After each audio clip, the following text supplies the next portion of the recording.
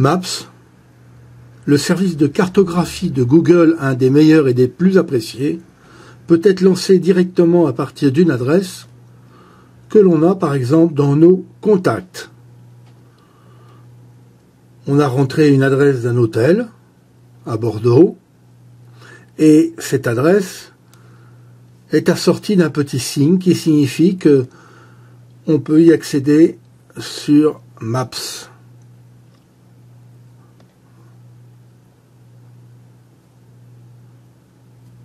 Voilà, l'adresse est copiée automatiquement dans la barre des adresses de Maps qui trouve l'endroit et on y accède directement.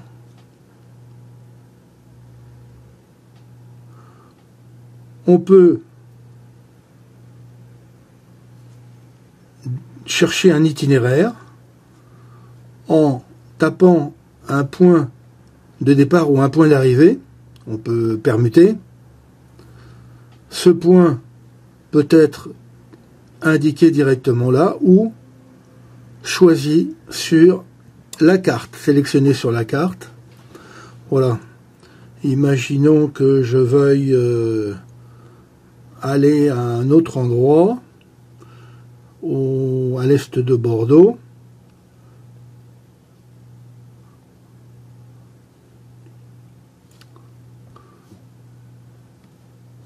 L'itinéraire apparaît avec les principales étapes. De plus, apparaissent les itinéraires secondaires que l'on peut prendre si on veut par exemple éviter les travaux qui sont indiqués ou des bouchons qui sont aussi indiqués en temps réel.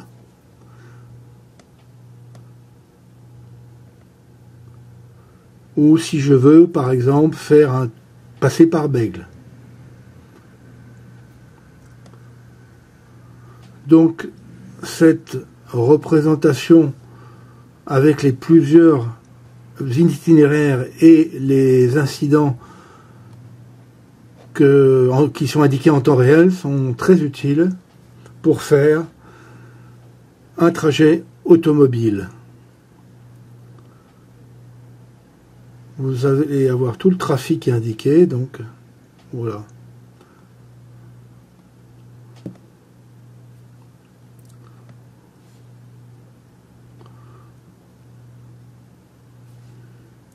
On peut avoir aussi une vue satellite qui est intéressante en vacances et même en ville pour connaître l'environnement de l'endroit où on se trouve en vue aérienne. Il peut y avoir aussi un intérêt à connaître le dénivelé.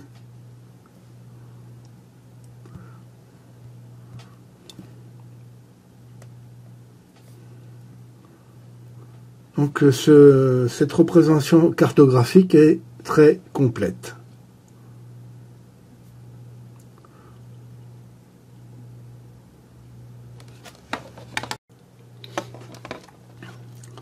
Il peut être aussi très intéressant de voir autour de l'adresse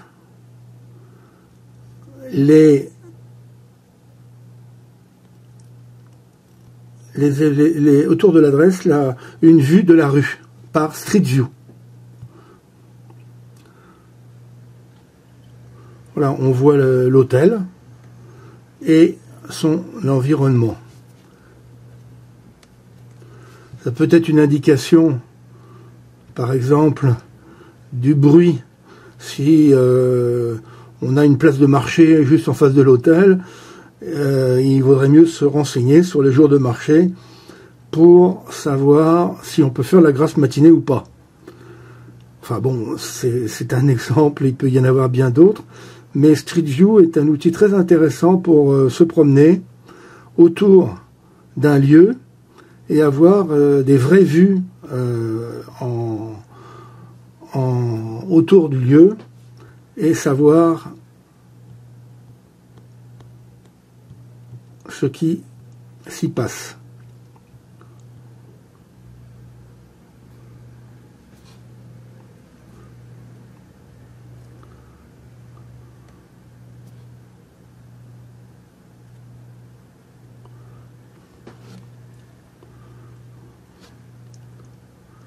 Alors une chose aussi très intéressante, quand on clique sur mes adresses, enfin il y a deux choses, c'est d'une part on peut remplir l'adresse de son domicile, saisir une adresse pour son domicile, son travail, de manière à l'avoir toujours sous la main et de ne pas être obligé à la retaper. On peut enregistrer aussi les points, les adresses avec une petite étoile qui les enregistre comme favoris.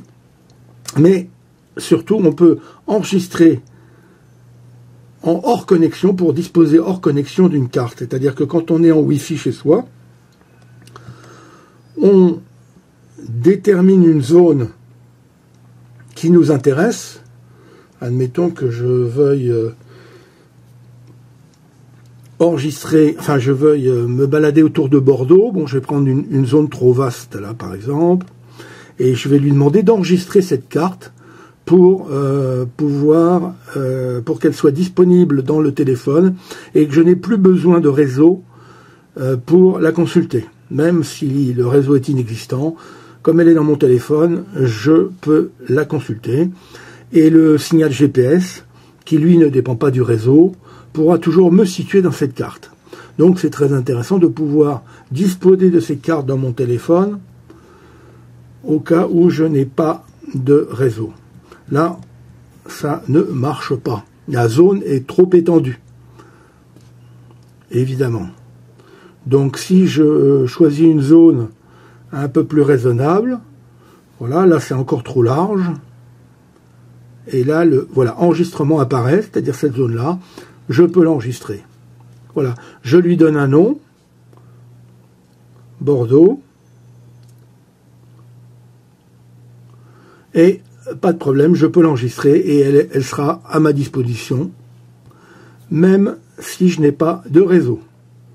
Donc ça, je vous le conseille quand vous allez dans des endroits un peu reculés, où vous craignez de ne pas avoir de réseau, enregistrez des cartes pour être sûr de pouvoir en disposer.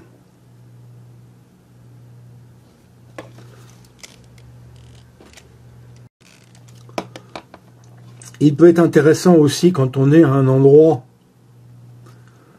d'explorer les environs, c'est-à-dire de connaître les monuments, les cinémas, les restaurants qui sont autour du lieu où on est.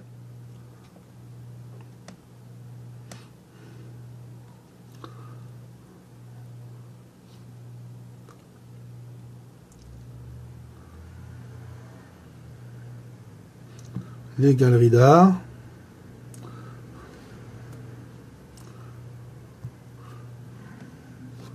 Voilà, si je veux, je peux très bien l'appeler, avoir son positionnement évidemment, connaître les avis des utilisateurs,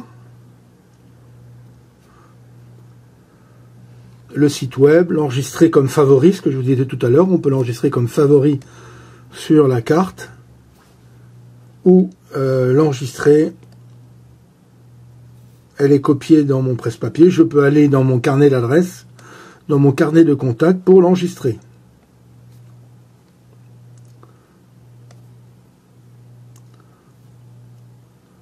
Voilà, apparaissent les galeries d'art autour de l'endroit où je suis.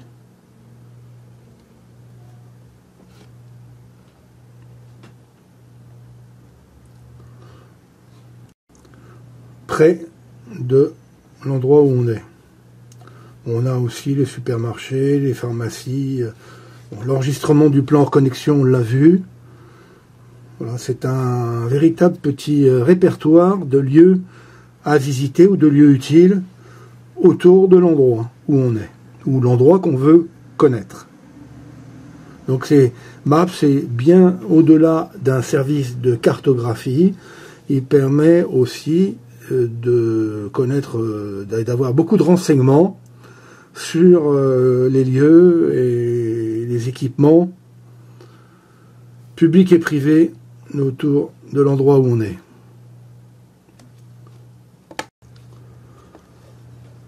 Encore un petit tuyau sur les cartes. Si vous avez une disparition de la boussole, vous inclinez la carte Vous tournez la carte avec vos 2 doigts et vous voyez la boussole apparaître avec l'indication du nord. En cliquant sur la boussole, la carte s'oriente vers le nord et se fige. Et là, la boussole disparaît. C'est la position par défaut de Maps, de la carte de Maps. Donc, pour retrouver le nord ou retrouver la boussole ou retrouver une inclinaison de carte, une orientation de carte qui vous convient, vous tournez la carte. D'autres paramètres peuvent être modifiés.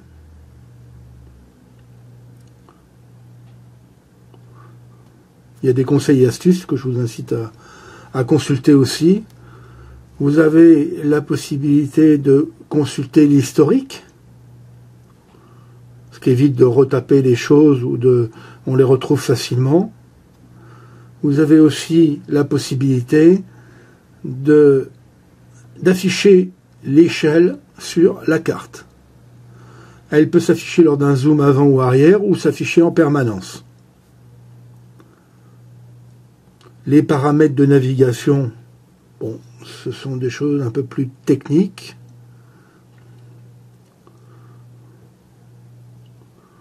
Voilà, donc c'est un outil très complet et qu'on a beaucoup de plaisir à utiliser. Voilà, à vous de jouer, dites-moi ce que vous en pensez.